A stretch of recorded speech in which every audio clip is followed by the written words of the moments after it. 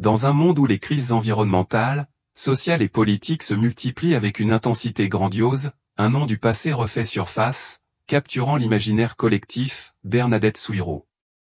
Cette jeune bergère, née au XIXe siècle dans le petit village de Lourdes, en France, est mondialement célèbre pour ses visions de la Vierge Marie.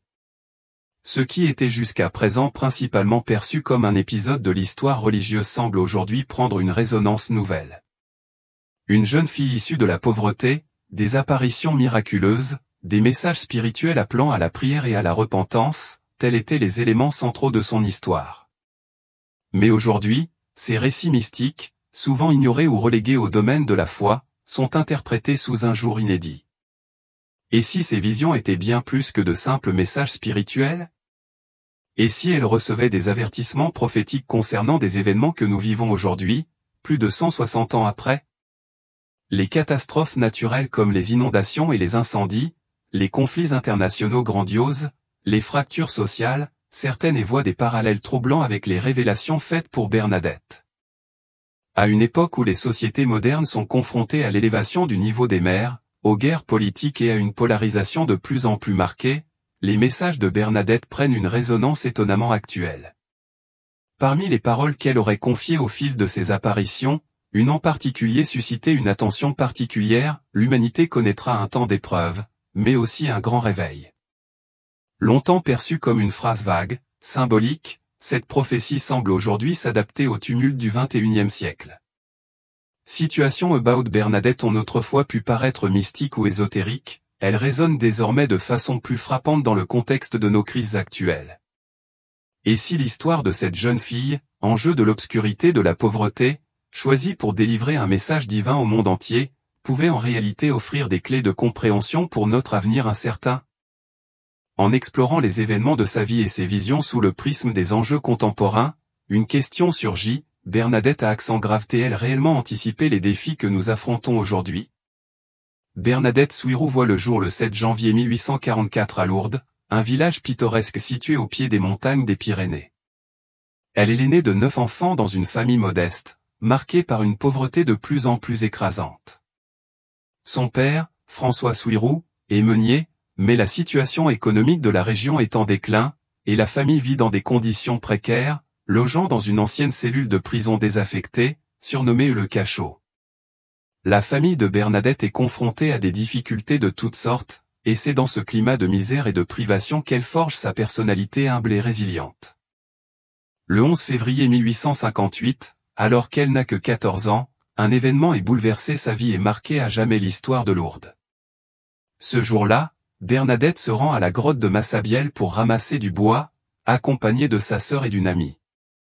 Alors qu'elle s'apprête à traverser un ruisseau glacé et qu'elle retire ses chaussettes, un souffle étrange parvient à ses oreilles.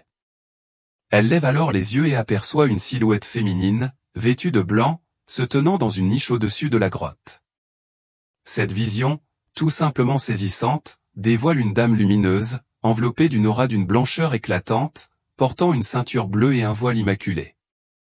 Dans ses mains, elle sourit, tient un chapelet, et un bienveillant illumine son visage. Bernadette, profondément troublée mais aussi émerveillée, tombe à genoux et se met à prier.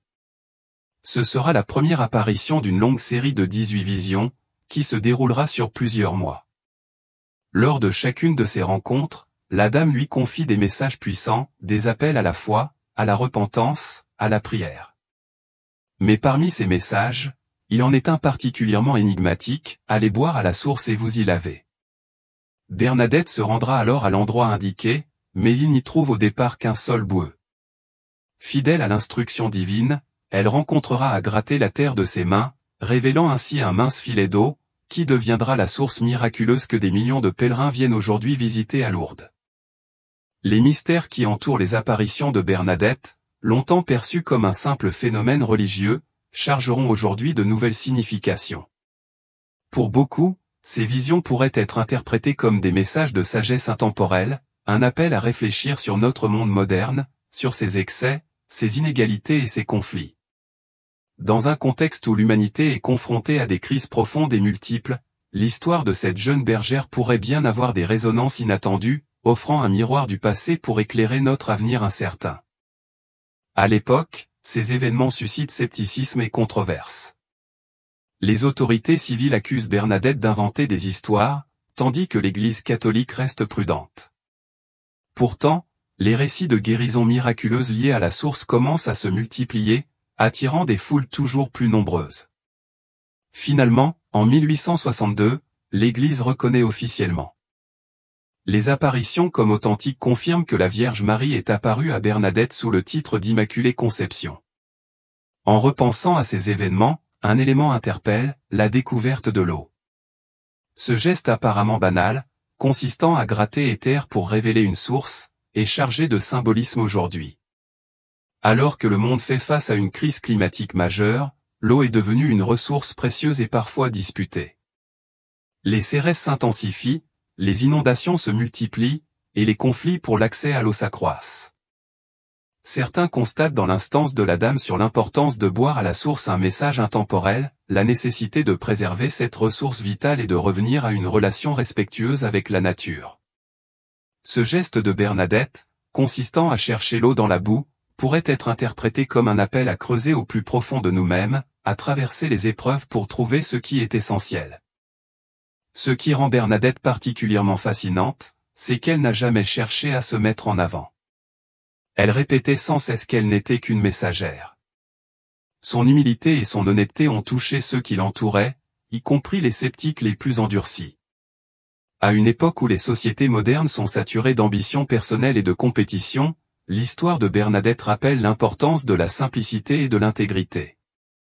Aujourd'hui, alors que des millions de personnes se battent pour leur survie face aux défis environnementaux et sociaux, cette jeune fille du XIXe siècle pourrait bien avoir laissé un message qui transcende le temps.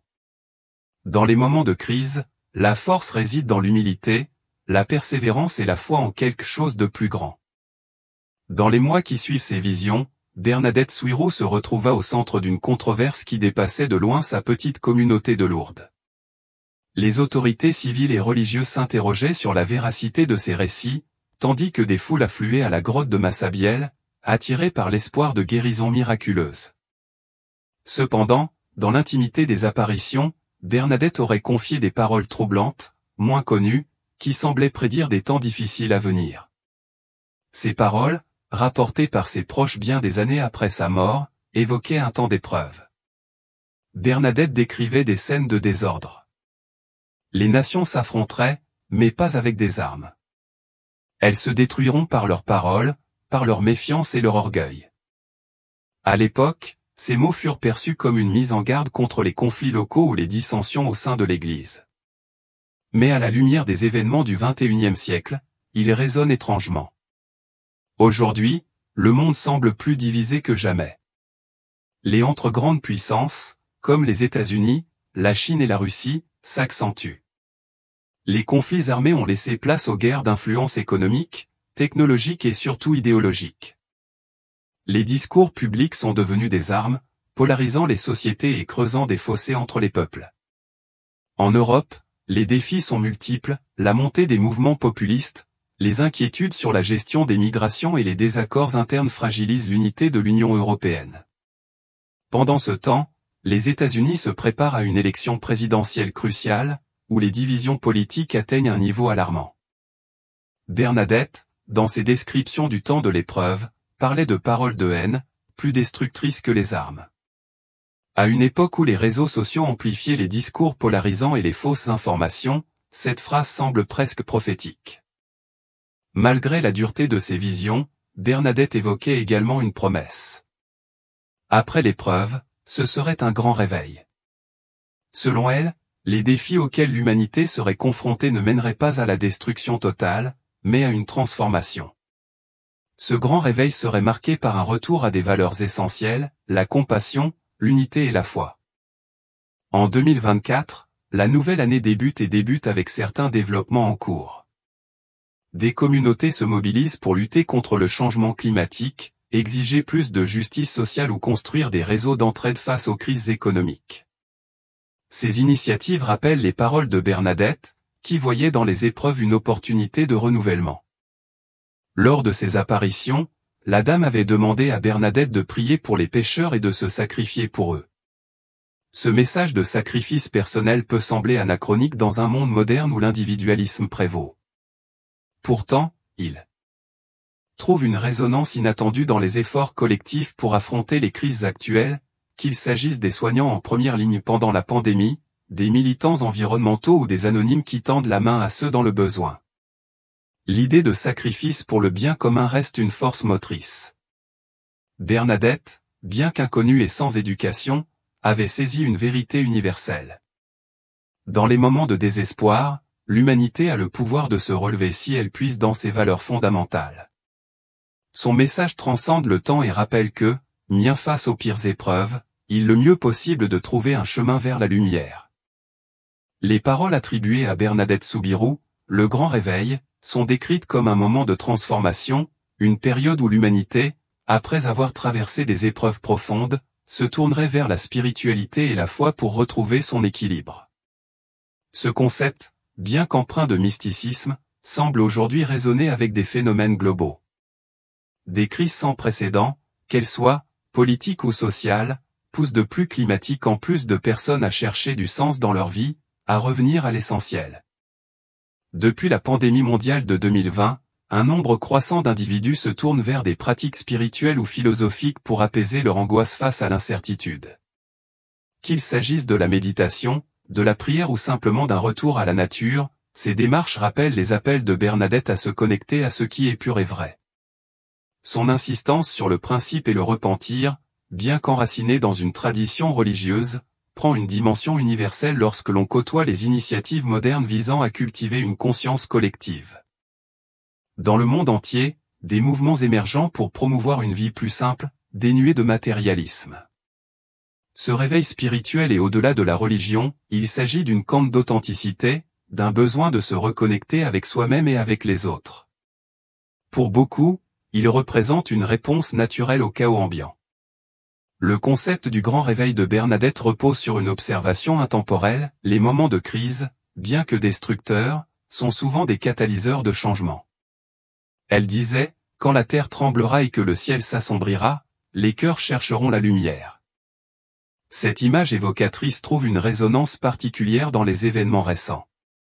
En 2024, les catastrophes climatiques s'intensifient. Des incendies ravagent des régions entières, des tempêtes détruisent des communautés côtières et des inondations déplacent des millions de personnes. Ces épreuves, bien que tragiques, ont également conduit à des mobilisations massives. Des initiatives locales, comme les mouvements pour replanter des forêts ou protéger des zones humides, prennent une prise de conscience collective. En parallèle, les divisions politiques, qu'elles soient aux États-Unis, en Europe ou ailleurs, ont créé un appel à une nouvelle forme de dialogue. Les populations réclament des dirigeants capables de transcender les clivages et de proposer des solutions qui rassemblent plutôt que de diviser. Bernadette avait également prédit que les épreuves rapprocheraient les gens de la foi. Si cette idée semblait anachronique dans un monde moderne et sécularisé, elle semble aujourd'hui trouver un écho. Des études montrent une augmentation de l'intérêt pour la spiritualité, en particulier chez les jeunes. Ce renouveau ne se limite pas aux grandes religions traditionnelles, mais inclut des formes plus personnelles et éclectiques de connexion spirituelle. Dans certaines régions, des lieux de culte abandonnés retrouvent la vie, non pas comme des sanctuaires religieux au sens strict, mais comme des espaces de méditation, de rencontre et de réflexion collective. Le lieu mien des visions de Bernadette continue d'attirer des millions de pèlerins chaque année, cherchant réconfort et espoir. La symbolique de ce lieu transcende désormais les frontières confessionnelles. Le grand réveil évoqué par Bernadette ne se limite pas à un renouveau spirituel, il appelle également à une réévaluation des priorités humaines dans un monde dominé par la technologie et l'accumulation. Son message rappelle l'importance de revenir à ce qui compte réellement, les relations humaines, la nature et une vie guidée par des valeurs profondes. Bernadette, par sa vie simple et son message universel, incarne cette idée d'un retour à l'essentiel. Elle n'a jamais cherché la reconnaissance ou la gloire, mais a transmis une leçon intemporelle. Dans les moments de trouble, l'humanité peut toujours trouver la force de se relever en se reconnectant à ses racines. Les visions de Bernadette Soubirous étaient profondément ancrées dans le contexte spirituel de son époque, mais elles semblent également contenir des allusions aux défis collectifs auxquels l'humanité est confrontée aujourd'hui. Parmi ces paroles énigmatiques, l'une d'entre elles évoquait un pont qui s'effondre et un autre qui se construit. Si cette phrase semblait alors symbolique, elle résonne aujourd'hui comme une métaphore de l'Europe contemporaine, un continent riche d'histoire mais divisé par des internes. L'Europe, autrefois perçue comme un modèle d'unité et de coopération, fait aujourd'hui face à des défis qui menacent son équilibre. Les crises migratoires, les conflits économiques et les divisions idéologiques ont creusé des fossés entre les nations, se souviennent de l'Union européenne. Alors que certains appellent à plus de solidarité, d'autres plaident pour un retour à des souverainetés nationales plus affirmées. Dans des récits, Bernadette décrivait un moment où les peuples seraient appelés à choisir entre deux voies, celle de la division ou celle de l'unité. Cette image trouve un écho troublant dans les débats actuels sur l'avenir de l'Europe. La symbolique du pont évoque à la fois les ruptures et les nouvelles alliances nécessaires pour surmonter les crises. La Vierge avait demandé à Bernadette de répéter aux fautes l'importance de revenir à la foi. Ce message, bien qu'intensément spirituel, pourrait être interprété aujourd'hui comme un appel à renouer avec des valeurs fondamentales. L'Europe moderne, confrontée à une montée des politiques extrêmes et à une méfiance croissante envers ses institutions, est en même temps qu'une identité commune. Les autours des migrations et des droits sociaux rappellent que la construction européenne est encore fragile. Bernadette, numéro d'un contexte de pauvreté et de marginalité, illustre le pouvoir des voix modestes à inspirer des changements profonds. À une époque où les citoyens européens expriment leur désillusion envers leurs dirigeants, son message de simplicité et de foi pourrait servir de guide pour repenser les priorités collectives. Dans ses visions, Bernadette aurait parlé d'un temps où les nations s'élèveraient ensemble ou s'effondreraient dans l'orgueil. Cette phrase trouve aujourd'hui une résonance particulière, alors que l'Europe se débat avec des défis climatiques, économiques et sociaux. Elle pourrait également être à l'aube d'une transformation. De nouveaux leaders, inspiration par des valeurs de coopération et de durabilité, émergent pour repenser le rôle du continent dans le monde. Les projets pour une Europe plus verte, plus solidaire et plus inclusive, bien qu'ambitieux, nécessitent une volonté politique et populaire. À l'étape de Bernadette, qui a su transformer des doutes en convictions, l'Europe doit trouver la force de dépasser ses divisions pour bâtir un avenir commun. Bernadette Soubirous n'a jamais prétendu comprendre la portée complète des messages qu'elle recevait. Pourtant, ses visions, riches en symboles, continuent d'inspirer des réflexions bien au-delà de leur contexte initial. À travers son exemple, elle rappelle que, bien dans les moments de rupture, il est possible de bâtir des ponts, de rassembler ceux qui semblent brisés et de trouver une voie vers la réconciliation. Aujourd'hui, le destin de l'Europe pourrait bien dépendre de sa capacité à écouter ces appels, qu'ils viennent du passé ou de son présent tourmenté. Parmi les récits moins connus associés à Bernadette Soubirous, un détail énigmatique intrigue les historiens et les croyants. Il s'agirait de la mention d'un enfant choisi, une figure qui, selon elle, émergerait en période de grands troubles pour guider l'humanité vers un renouveau spirituel et social. Les paroles chuchotées par Bernadette à certaines de ses conseillères du couvent de Nevers, bien après sa disparition, ont été soigneusement conignées, mais leur signification demeure ouverte à diverses interprétations, toujours fascinantes et riches de mystères. Selon les témoignages recueillis, Bernadette aurait décrit un enfant émerge des ténèbres, inattendu, porteur d'une lumière que beaucoup ne parviendra pas à saisir immédiatement. À première vue, cette image pourrait sembler s'inscrire dans la tradition chrétienne d'un guide spirituel, représentant la figure d'un messie ou d'un sauveur.